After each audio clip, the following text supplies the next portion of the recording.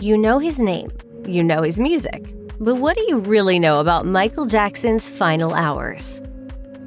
Michael Jackson's final meal at home came the day before his death, on June 24, 2009.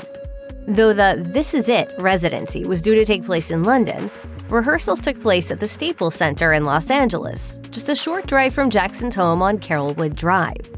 He ate with his children, Prince, Paris, and Blanket, who lived at the house with him. The Jackson family had a personal chef, Kai Chase, who was charged with preparing healthy food for the star and his family. She later recalled that she would make 3 meals a day for Jackson, some of which he would take with him to rehearsals for This Is It.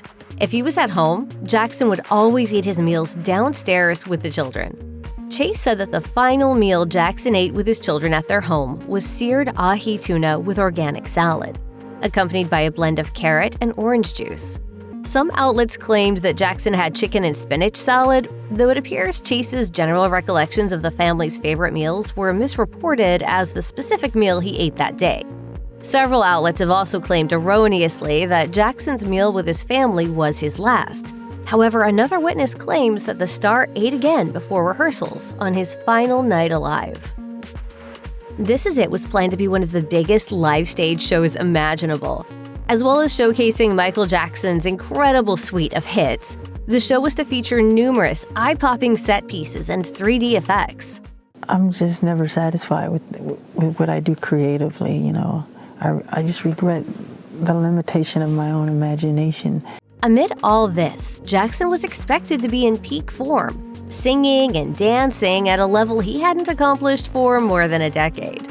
Sadly, he had long suffered from chronic back pain, the result of an onstage accident in 1997. He had subsequently become dependent on pain medication, which, at the time of This Is It, affected his sleep patterns. The promoter, AEG Live, entrusted responsibility for Jackson's health to Dr. Conrad Murray, who came to administer prescription drugs to the pop star.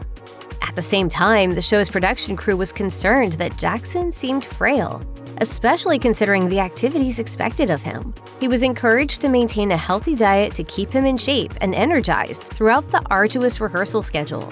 One of those who worked closely with him in those final days was Ed Alonzo, an accomplished magician whose job was to mastermind large-scale feats of magic for the show. Alonzo claims that, before rehearsals began on June 24th, he saw Jackson eat what was likely his final meal, chicken and broccoli, which he finished at the Staples Center just before rehearsals began at 9 p.m. The pressure on Michael Jackson to consistently deliver show-stopping performances throughout his 50-night residency was immense. While he was undoubtedly motivated to give his fans the show they deserved, the singer was reportedly in dire financial straits, and he agreed to the shows to help rejuvenate his career, his reputation, and his bank balance. As such, early rehearsals were apparently tough. With Jackson still in poor health and struggling to get enough sleep, the production team was becoming increasingly worried. Indeed, Jackson was a no-show for several rehearsals early on, and by the end of June, with the opening night of This Is It due to take place in London in just a few weeks' time, things had to start going right.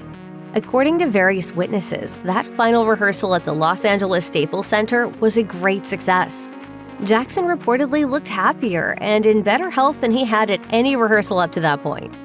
The session went on until midnight and involved Jackson performing a full set of his hits, and by the end, the team was convinced they were on the right track. Jackson was reportedly pleased too and thanked the team for a job well done. The night ended on an optimistic note. Tragically, however, this was the last the team would see the King of Pop alive.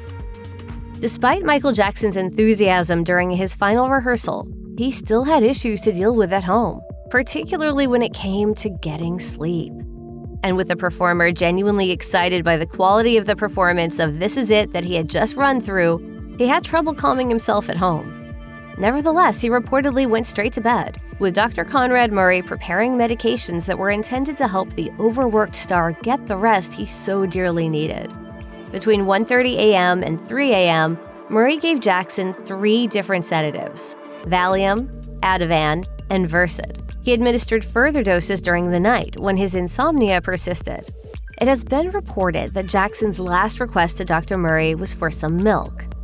However, this was no innocent bedtime drink. Instead, it is said that this was Jackson's nickname for propofol, the medication on which he had become dependent after developing chronic pain. Murray reportedly administered this at 10:40 a.m. Both the Los Angeles Times and CBS News are both now reporting that Michael Jackson has died. In an interview with the Associated Press, Kai Chase recalled the moment the next morning when she realized something was badly wrong. She was used to Dr. Conrad Murray coming downstairs around 9 or 9:30 a.m. to fetch Jackson's breakfast, which he would take upstairs. However, on the morning of June 25, 2009, Murray was late. She originally thought that Jackson had overslept. But around lunchtime, Murray ran down the stairs screaming for Jackson's son, Prince. Soon, paramedics arrived and ran up to Jackson's room while the family gathered downstairs, where they began to pray. Chase was asked to leave the house while Jackson was taken to hospital. Murray had left Jackson alone after giving him propofol and returned to find that he was not breathing. He attempted to resuscitate Jackson, who had suffered respiratory arrest, but was unable to revive him. Murray was later found guilty of involuntary manslaughter and sentenced to 4 years in prison. He served 2. If you or anyone you know needs help with addiction issues, help is available. Visit the Substance Abuse and Mental Health Services Administration website or contact SAMHSA's National Helpline at 1-800-662-HELP, 4357.